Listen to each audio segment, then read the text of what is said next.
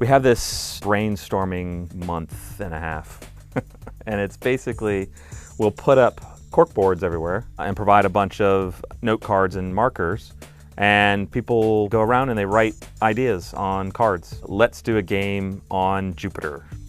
You're like, okay. One of the ideas was, what if you had a dog in your squad? A group of people start to go, I really love the idea of a dog in the squad. That's something we really need to push for. So that sort of gets marked as a priority potential game design idea. Let's do a game in a destroyed post-apocalyptic world. Can't remember if it involves zombies or not. There's cards that contradict each other, of course, and stuff, but it's just ideas, and that's what we want. We want people to get their ideas out. As the designers are also sitting separately and kind of coming up with the idea of what they want to do from a story standpoint, people felt really strongly that they liked the way you as a player can connect to the world you know day to day. So the idea of staying modern became sort of a key point. It was like, okay, let's not do space guns on Jupiter, let's do real weapons that we know in a world we're familiar with. And then it became, so do we do Modern Warfare 4? And that was the game for a little while, was we're gonna do Modern Warfare 4 then, because we said, we'll stay modern, we'll do Modern Warfare 4. Then we was like, well, we kind of finished the story for Modern Warfare 3. That arc is done. And then I think that card about the post-apocalyptic kind of just kept shining in somebody's corner of somebody's eye. And then they said, well, what if we really destroyed the world? And it started as, well, what if after Modern Warfare 3, tons of nukes are launched or something and the world's really destroyed and it's The Road or it's Book of Eli or something, you know, that kind of look kind of thing. So, and then realized, you know what?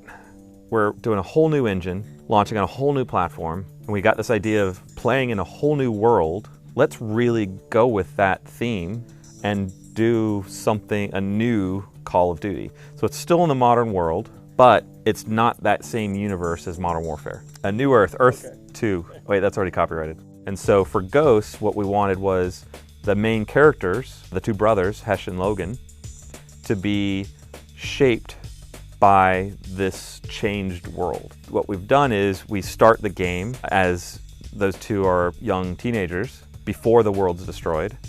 Then we see the event that destroys the world. There's a space station called Odin. It's sort of our nuclear deterrent. What it is basically a satellite that contains a bunch of large kinetic rods. It's super simple physics. Drop something from space, it hits the ground really fast, and they act like meteors. Something happens, and it's fired against the United States. That's the prologue. And then we come in for the beginning of Act 1. It's 10 years later, this federation of South American countries, they're the superpower in the world, and the United States isn't. The two brothers, they're older, they've grown up in this new changed world and are affected by it and are shaped by that new world. The cool thing about the first in the series is it's the origin story in a sense. So yes, you start as a rookie. One of the other ideas that was on the cork board was sticking with a single character through the game. Stephen Gaghan, the guy who helped write this game, he was talking about how to write a movie that has the protagonist, the main character of the story, not talk and not ever be seen, and try to give him emotion and give him a story. And so he goes, it's kind of like a French art film or something. It's a really crazy thing and difficult thing to do, but he really loved that as a challenge. Okay, let's move on, but stay low. Again, the whole why not have the player talk, right? So, and a lot of games do, and it's totally valid. For us, for Call of Duty, what we've always tried to do is not speak for the player.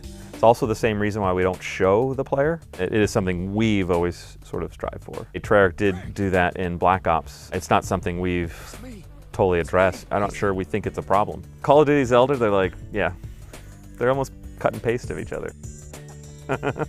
One of the primary things that we wanted to try to do is be more experimental. We're not going to change the formula of you are a first person and you fire weapons.